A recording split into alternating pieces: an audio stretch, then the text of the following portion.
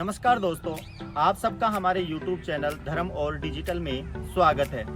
आज हम विराटनगर तहसील में एक ऐतिहासिक स्थल मुगल गेट का भ्रमण करने जा रहे हैं। वो मुगल गेट जो आगरा के ताजमहल से समानता रखता है। इन दोनों की डिफरेंस ये है कि आगरा के ताजमहल के अंदर मीनारें हैं और मुगल गेट के अंदर मीनारें नहीं हैं। तो आइए आज हम आपको विराटनगर में स्थित मुगल गेट का भ्रमण करवाते हैं। नमस्कार दोस्तों, हम उस स्थान पर पहुंच चुके हैं जिसका आपको बेसब्री से इंतजार था। अब आप देख सकते हो कि हमारे सामने ये मुगल गेट है।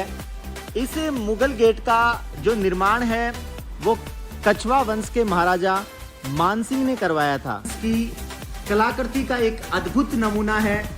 जैसे ही हम यहाँ पर आते हैं तो आपको एक बड़ा सा हॉल जैसे आकार का एक बहुत बड़ी इमारत के रूप में आपको दिखाई दे रहा है और इसमें बहुत ही सुंदर भित्ति चित्र भी बनाए गए हैं। और जैसे ही हम और आगे जाते हैं तो मुगल काल की तरह यहाँ पर जिस प्रकार से मुगल काल के समय जो दरवाजों के आकार हैं वो छोटे हुआ करते थे और यहाँ पर भी इस मुगल गेट का जो दरवाजा है वो भी छोटे आकार का ही है।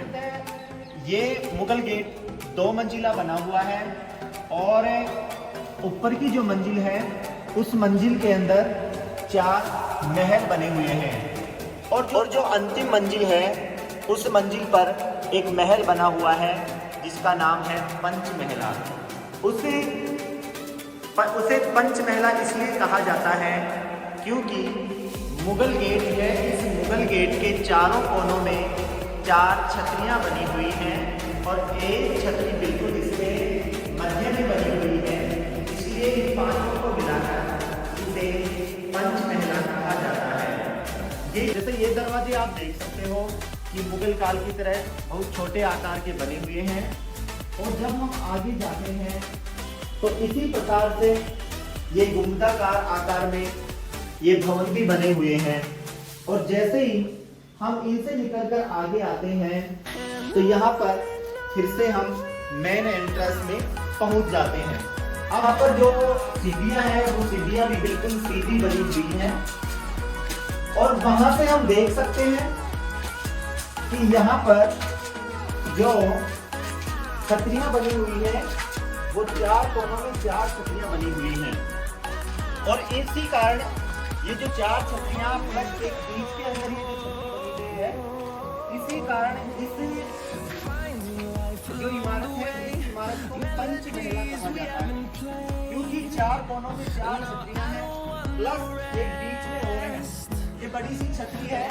इस छतरी पर उस समय शायद अक्सर आते होंगे और यहाँ पर बैठकर यहाँ के आसपास जो भी नज़ारे हैं उनका लुत्फ उठाया करते हैं। दोस्तों देख सकते हो कि यहाँ पर 4 छतरियाँ बनी हुई हैं 4 कोनों में। ये है फर्स्ट छतरी और इन छतरियों को मिलाकर इस महल का जो ऊपरी भाग है उसे पंचमहला कहा जाता था। ये जो 4 छतरियाँ बनी हुई हैं ये उसी प्रकार से बनी हुई है जिस प्रकार से आप ताजमहल के अंदर देख सकते हो।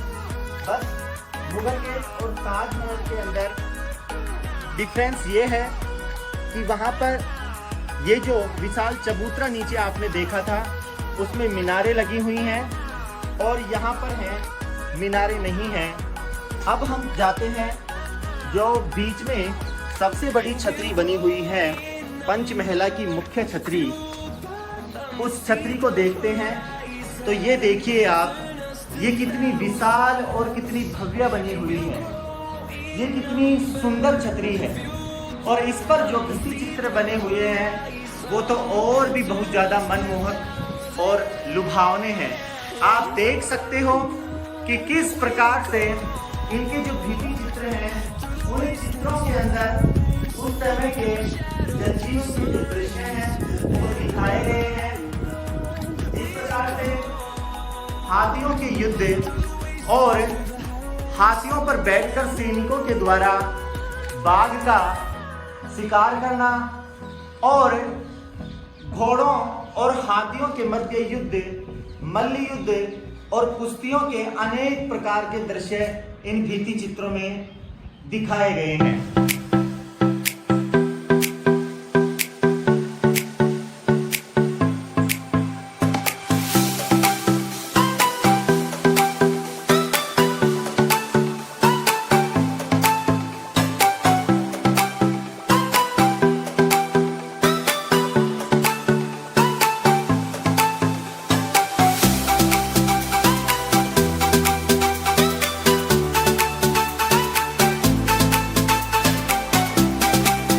हाँ तो दोस्तों, आपने देखा ये मुगल गेट की सबसे ऊपरी इमारत है।